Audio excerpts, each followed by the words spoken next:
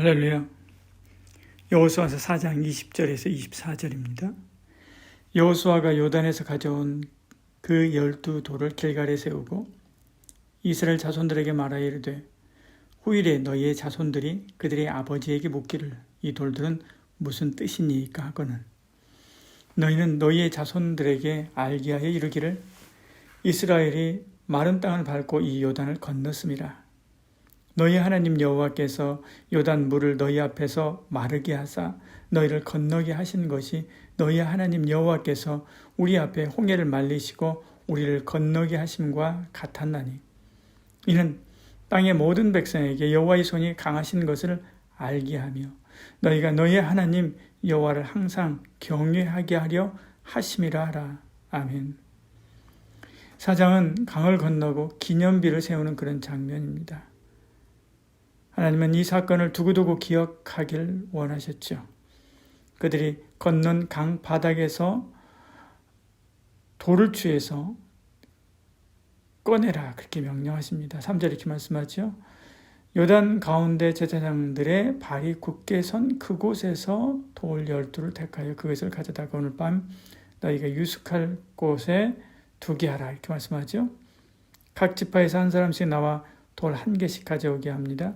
그들은 증인이지요. 각 지파에서 그 이야기를 증언할 살아있는 타임캡슐입니다. 후세의 사람에게 하나님의 이 역사하심을 이야기해 줘야 되죠.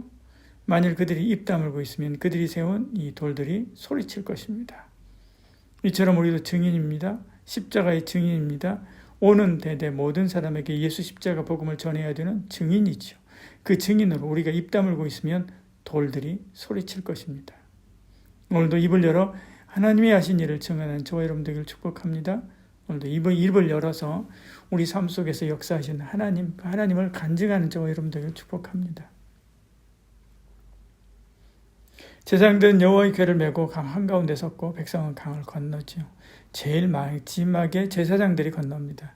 그렇게 모든 백성이 다 건너갔습니다. 그 다음에는 당연히 여호와의 궤를 맨 제사장들도 올라와야 됐죠. 왜? 다 지나갔으니까요. 그런데 여호수아는 자기 마음대로 하지 않고요. 하나님의 말씀을 듣고 움직입니다. 15절부터 17절까지 이렇게 말씀합니다. 여호와께서 여호수아에게 말씀하여 이르시되 증거궤를 맨 제사장들에게 명령하여 요단에서 올라오게 하라 하신지라. 여호수아가 제사장들에게 명령하여 이르기를 요단에서 올라오라 하매 그렇게 말씀하지요. 그러자 요단물이 다시 흘러넘치게 됩니다. 여호와의 언약궤를 맨 제사장들이 요단 가운데서 나오며 그 발바닥으로 육지를 밟는 동시에 요단물이 본 곳으로 도로 흘러서 전과 같이 언덕이 넘쳤더라 이렇게 말씀하죠. 그는 철저하게 하나님 말씀을 따라 행했습니다. 가능성이 전혀 없는 요단강 건너는 일도 말씀을 따라하고 가능성이 100%인 당연히 해야 하는 일도 하나님 말씀을 듣고 따라서 행동한 것을 보지요.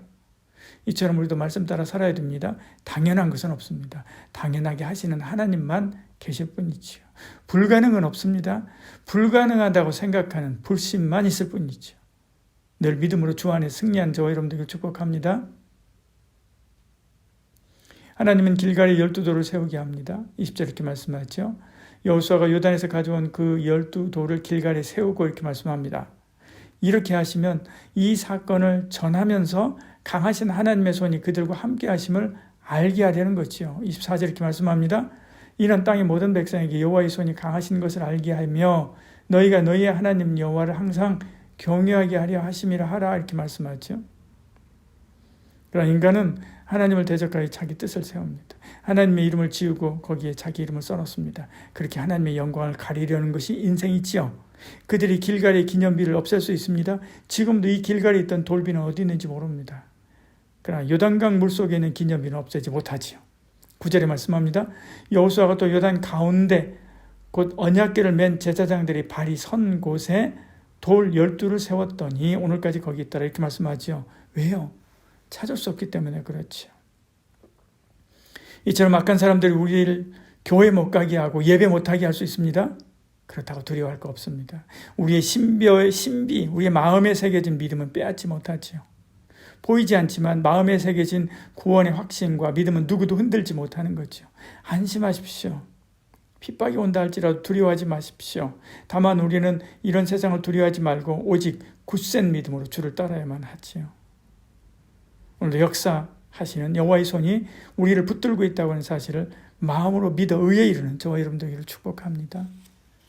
기도하겠습니다. 사랑이 많으신 우리 하나님, 우리 가운데 함께하사 작은 일이나 큰 일이나 내가 당연히 알고 익숙한 일이나 혹은 전혀 해보지 않은, 그래서 두렵고 떨림으로 나간 일이나 무엇이든 주님 앞에 엎드리게 하시고 주의 말씀 따라 행하는 저희들 되게 하여 주시옵소서. 또한 아버지 하나님, 우리의 마음 깊은 곳에 주를 향한 참된 믿음 강하게 하여 주시고 그 믿음 따라 살아가는 저희들 될 수 있도록 주여 도와주시옵소서. 세상이 우리를 핍박하고 우리를 괴롭히고 우리의 믿음을 무너뜨리려고 한다 할지라도 두려워할 것 없습니다. 오직 내 안에 심겨진 이 믿음, 구원의 확신, 이것은 아무도 그 누구도 빼앗을 수도 흔들 수도 없기 때문에 그렇습니다. 오늘도 굳센 마음으로 우리 주 예수 그리스도를 믿어 구원에 이르고 의에 이르고 또 하나님의 놀라운 은혜와 승리를 맛보며 살아가는 저희들 되게 하여 주시옵소서. 예수님 이름으로 기도드리옵나이다. 아멘.